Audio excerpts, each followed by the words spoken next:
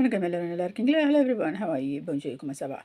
So ஒத்துக்கொள் அப்படின்றதுக்கு ஆங்கிலத்தில் என்ன சொல்லுவோம்? ஒத்துக்கொள். ஒத்துக்கொள்கிறதுக்கு உங்களுக்கு எல்லாருக்கும் தெரியும், அக்ரி. Okay, agri. இப்போது சில சமயத்தில் மேக்ஸிமம் உங்களுக்கு ஒருத்தவங்களோட கருத்து வேறுபாடு இருக்குது அப்படின்னு வச்சுக்கோங்க. ஸோ அதை எப்படி நீங்கள் சொல்வீங்க? ஸோ உதாரணத்துக்கு, எனக்கும் என் அம்மாவுக்கும் பல விஷயங்களில் கருத்து வேறுபாடு உள்ளது அப்படின்னு வச்சுக்கோங்க. எனக்கும் என் அம்மாவுக்கும் பல விஷயங்கள் கருத்து வேறுபாடு உள்ளது அப்படின்றதுக்கு, my mother and I don't agree on very much. So முதலாவது அம்மாவை போடணும் எப்போதுமே. இதில் இன்னொரு இலக்கணம் பாருங்கள். ஸோ நம்மளை பற்றியும் இன்னொருத்தவங்கள பற்றி பேசும்போது முதல்ல அந்த ரெண்டாவது பர்சனையோ தேர்ட் பர்சனையோ போடணும். அதுக்கப்புறம் தான் ஃபஸ்ட் பர்சன் வரணும். அதான் சரியான grammar. So I and my மதர்னு சொல்லக்கூடாது. ஃபஸ்ட்டு மை மதர், அதற்கப்புறம் அண்ட் ஐ போடணும். அது ஒரு விஷயம் இருக்குது. So my mother and I do not. அதே என்ன பண்ணலாம்? டோன்ட். பேச்சு வழக்கு மொழியில் சொல்கிறதா இருந்தால் don't. I don't agree on very much. My mother and I don't agree on very much. So இப்போ இதில் அக்ரி ஆன் நம்ம என்ன பார்த்தோம்னா அக்ரி ஆன் பார்த்தோம். ஸோ இந்த ஆன்றது ஒரு ப்ரெப்போசிஷன் இல்லையா?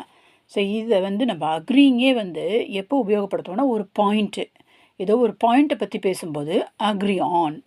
ஸோ இதுக்கு பேர் ஃப்ரேசல் வேர்புன்னு சொல்லுவாங்க ஆங்கிலத்தில். ஸோ இதுதான் மிக மிக கடினமாக இருக்கும். நம்ம அக்ரி ஆன் பண்ணுறதா, இன் பண்ணுறதா, இல்லை வேறு ப்ரப்போசிஷன் சொல்கிறதா அப்படின்றது கஷ்டமாக இருக்கும். ஸோ இப்போ ஒரு பாயிண்ட்டை பற்றி பேசுகிறீங்கன்னா உங்களுக்கு தெரியணும், ஏதோ ஒரு பாயிண்ட்டை பற்றி பேசுகிறீங்கன்னா அப்போ அக்ரி ஆன் உபயோகப்படுத்துங்க. ஸோ இப்போ உதாரணத்துக்கு we can all agree on the need for change. Agri on the need. So இன்னும் ஒரு உதாரணம் கொடுக்குறேன். ஸோ அதாவது என்னென்னா ஒரு சேஞ்ச், ஒரு மாற்றம் தேவை அப்படின்ற அந்த பாயிண்டில், ஒரு மாற்றம் தேவைன்றது ஒரு பாயிண்ட்டு. அந்த பாயிண்ட்டில் நம்ம எல்லாருமே அக்ரி பண்ணலாம். இப்போ அரசியலில் ஒரு மாற்றம் தேவை அப்படி இல்லையா? அப்போது we can all agree on the need for change in politics. So இப்படி தான் நீங்கள் சென்டென்ஸை பில்ட் பண்ணணும் கொஞ்சம் கொஞ்சமாக. ஆனால் இது ரொம்ப advanced grammar, agri on, phrasal point. வேறு என்ன உங்களுக்கு ஏதாவது உதாரணம் தெரிஞ்சுதுன்னு சொன்னால் நீங்கள் கீழே கமெண்ட் பாக்ஸில் எழுதுங்க. அடுத்தபடியாக இன்னொன்று என்ன சொல்லலாம், the two sides fail to agree on. So ரெண்டு பக்கம் அவங்களும் இவங்களும் எதுக்கும் ஒத்துக்கொள்ள முடியல. என்ன பாயிண்ட்ன்றது அந்த பாயிண்டில் அவங்களும் ஒத்துக்கொள்ள முடியல. டூ சைட்ஸ்னால் ரெண்டு பக்கங்கள். the two sides ஃபெயில்டுனா என்ன சொல்கிறது, ஃபெயில் ஆகிடுச்சு. To agree on. ஸோ ஒத்துக்கொள்வதற்கு அவங்க ஒரு என்ன சொல்கிறது, இதற்கு ஒரு முடிவுக்கு வரவில்லை அப்படின்னு சொல்கிறது அந்த. ஸோ அப்போ என்ன பண்ணுறது? உதாரணத்துக்கு ஏதோ ஒரு பாயிண்ட்டை பற்றி பேசுகிறீங்க, அந்த மாதிரி நீங்கள் சொல்லலாம். So the two sides fail to agree on when or where the negotiation should take place. So நெகோஷியேஷன்னா ஒருத்தரோட கலந்து பேசி நம்ம ஒரு முடிவுக்கு வர்றது. அந்த எந்த இடத்துல இந்த மீட்டிங்கை நடத்துறது, அல்லது எந்த இடத்துல என்னைக்கு நடத்துறது, when, என்னைக்கு, where. ஸோ இதில் அவங்களால ஒரு முடிவுக்கு வர முடியவில்லை. இது two sides fail to agree on when or where the negotiation should take place. So ஒரு பாயிண்ட்டை பற்றி பேசணுன்னா இதை தான் நம்ம பேசுகிறோம். இதில் உங்களுக்கு வேறு உங்களுக்கு சந்தேகங்கள் இருந்துச்சுன்னா நீங்கள் தமிழில் எழுதுறதா இருந்தாலும் எழுதுங்க. இதுக்கு எப்படி பதில் சொல்கிறதுன்னு சொல்லிட்டு நான் உங்களுக்கு ஆங்கிலத்தில் பேசியோ எழுதுகிறேன், இல்லை பேசுகிறேன், அல்லது எழுதி போடுறேன் உங்களுக்கு. அடுத்தபடியாக இன்னும் நிறைய ப்ரப்போசிஷன்ஸ் இருக்குது. இப்போது அக்ரி டு அப்படின்றத எப்போ யூஸ் பண்ணுவோம்? அக்ரி ஆனை பார்த்துட்டோம். அக்ரி டு எப்போ யூஸ் பண்ணுவோம்? ஸோ அக்ரி டு ப்ரொப்போசல், ஒரு முடிவு எடுக்கிறாங்க, ப்ரொப்போசல் பண்ணுறாங்க, ஒரு பிஸ்னஸ் ப்ரொப்போசல். வழக்கமாக பிஸ்னஸ் ப்ரொப்போசல்னு சொல்லுவோம். ஸோ அந்த ப்ரொப்போசலுக்கு ஒத்துக்கிறது. உதாரணத்துக்கு, they are unlikely to agree. அன்லைக்லினா அவங்க ஒத்துக்கொள்ள போகிறது இல்லை, நடக்கிறதுக்கு சாத்தியம் இல்லைன்னு சொல்கிறோம் இல்லையா? நடக்கிறதுக்கு சாத்தியம் இல்லை அப்படின்னு சொல்கிறதுக்கு அன்லைக்லி டு அக்ரி. ஸோ அவங்க ஒத்துக்கொள்கிறதுக்கு ஒத்துக்கொள்ள மாட்டார்கள். டு தீஸ் பிளான்ஸ், ஏதோ ஒரு பிளான் போட்டிருக்கீங்க, ஒரு ப்ரப்போசல், அல்லது இந்த பிஸ்னஸ் ப்ரப்போசல். ஸோ நீங்கள் ஒரு ப்ரப்போசல்னால் முன்மொழியறதுன்னு சொல்லுவோம் இல்லையா? அல்லது ஒரு திட்டத்தை எடுத்து சொல்கிறது, உத்தேசம் சொல்கிறது, இதுக்கெல்லாம். ஸோ இப்போ உதாரணத்துக்கு என்ன சொல்லலாம்னு சொன்னால், ஒரு பிஸ்னஸ் ப்ரொப்போசிஷன், அதுவே நவுனாக சொல்லணும்னா பிஸ்னஸ் ப்ரொப்போசிஷன். இதுக்கு அவங்க வந்து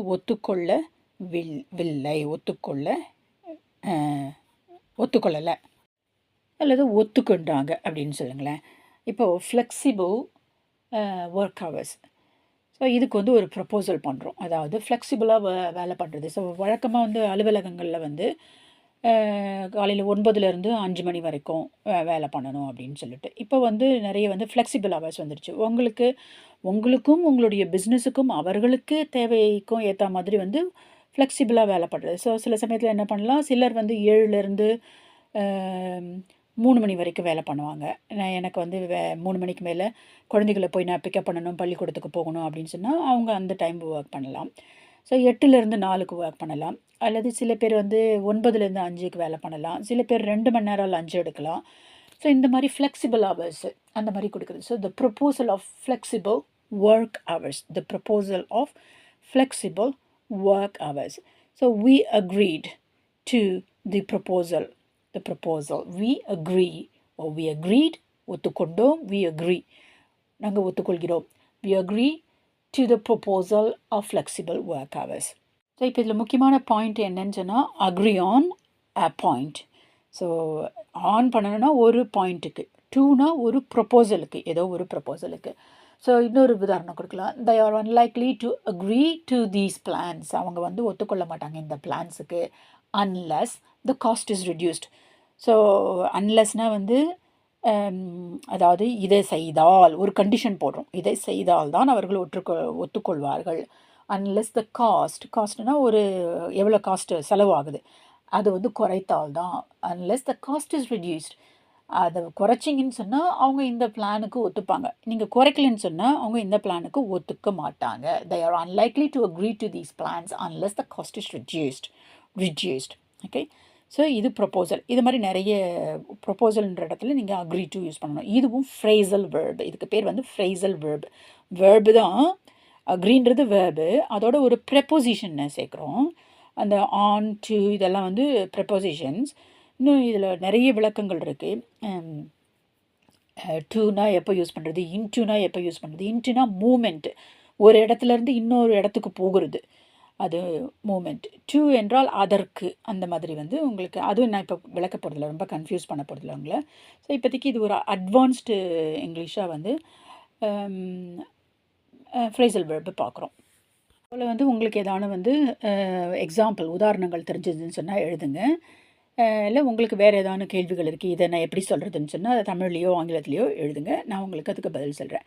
ஸோ இப்போ வந்து நம்ம என்ன பார்த்தோன்னு சொன்னால் agri on something, agree to something இல்லையா. Agri on something, agree to something. So இப்போ இதை எப்படி நம்ம விளக்கம் சொல்லலாம்னா, போன தூரம் பார்த்ததில் agri on something, agree to something.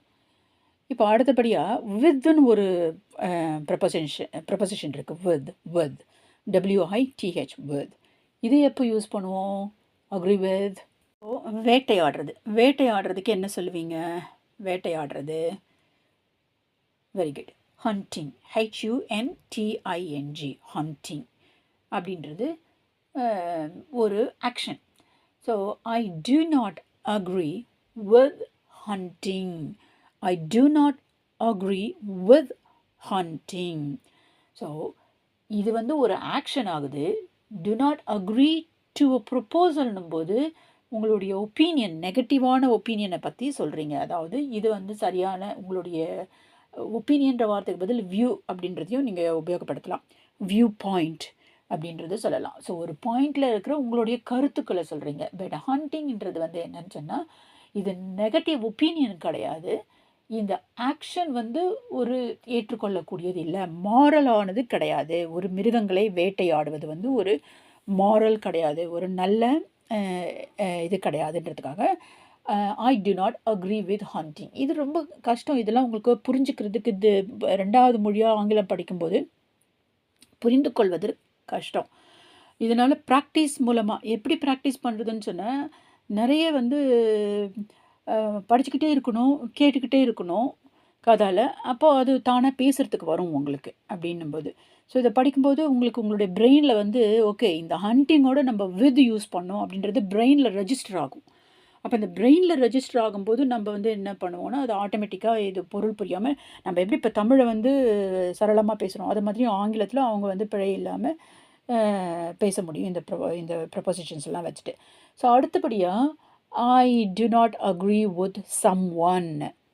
ஒருத்தருடைய அவங்க என்ன சொல்கிறாங்களோ அவங்க சொல்கிற பாயிண்ட்டை நீங்கள் ஒத்துக்கிறீங்கன்னு சொன்னால் வித் போடணும். With a person. I agree with you. I agree with her a person. So I agree with you on this issue.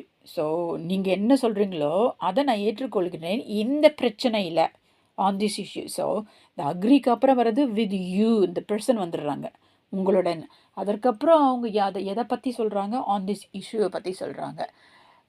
I agreed with my family. So என்னோடய குடும்பத்துடன் நான் அதை ஏற்றுக்கொண்டேன். ஸோ உதாரணத்துக்கு ஏதோ அவங்க ஒரு பிளான் சொல்கிறாங்க அந்த பிளானை வந்து உங்கள் குடும்பத்தில் என்ன சொல்கிறாங்களோ அந்த பிளானை நீங்கள் எடுத்துக்கொள்கிறீங்க. I agreed with my family that it was best for us to visit this place. So 4-5 இடம் சொன்னாங்க. அதில் வந்து இந்த இடத்த வந்து நீங்கள் ஒத்துக்கொள்கிறீங்க. அப்போ வந்து என்ன சொல்லலாம், best agreed with this best option அப்படின்றத சொல்லலாம். ஸோ ஆனால் வந்து இங்கே வர்றது வந்து என்னென்னா பர்சன் வித் மை ஃபேமிலி. வேறு என்ன உதாரணங்கள் நீங்கள் கொடுக்கலாம்? whether we agree with each other or not. So நீங்களும் நானும் நீங்கள் ஒவ்வொருத்தருக்கும் எப்போதுமே வேறுபட்ட கருத்துக்கள் இருக்கும் இல்லையா? ஸோ அந்த கருத்துக்களை நம்ம ஏற்றுக்கொள்கின்றமோ இல்லையோ it is important to remain polite. So நம்ம ஏற்றுக்கொள்ளக்கூட இல்லைனா கூட பொலைட்டாக இருக்கணும். அதாவது ஒரு மதிப்போட நம்ம கருத்துக்களை தெரிவிக்கும் போது கூட அதை நீங்கள் ஏற்றுக்கொள்ளாத கருத்துக்களை தெரிவிக்கும் போது பொலைட்டாக தெரிவிக்கணும். பொலைட்னா என்ன சொல்கிறது, ஒரு பண்பாடான முறையில் சொல்லணும், ஒரு கண்ணியமான முறையில் சொல்லணும், ஒரு மரியாதை உள்ள முறையில் சொல்லணும், அல்லது ஒரு நாகரிகமான முறையில் சொல்லணும். அதுதான் வந்து பொலைட்னஸ்னால் ஒரு பண்பாடு. அவங்க செய்கிற செயலே பண்பாடு இல்லாத செயலாக இருக்கும்போது அந்த வந்து நம்ம பண்பாடு இல்லாமல் எதிர்பார்த்தோம்னா அப்போ நம்மளுக்கு எதிர்த்தோம்னா நம்மளுக்கே தகுதி இல்லை இல்லையா? அப்போ அவங்களுக்கும் நமக்கும் வித்தியாசம் இல்லை. ஸோ அதனால் வந்து அதை பண்பாட்டான முறையில் பொலைட்டாக வந்து நம்ம எப்போதுமே அதை நம்மளுடைய கருத்துக்களை நம்ம தெரிவிக்கணும். ஸோ இப்போ உங்களுக்கு வெதர் வி அக்ரி. வெதர்னா WEATHER. வெதர்ன்றது வந்து வானிலை.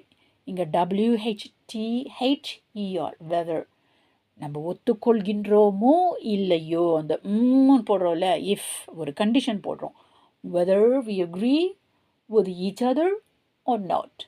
It is important to remain polite. So இங்கே with a person. நம்ம இந்த phrasal verbல என்ன பார்க்குறோன்னா agree on a point, agree to a proposal, agree with a person.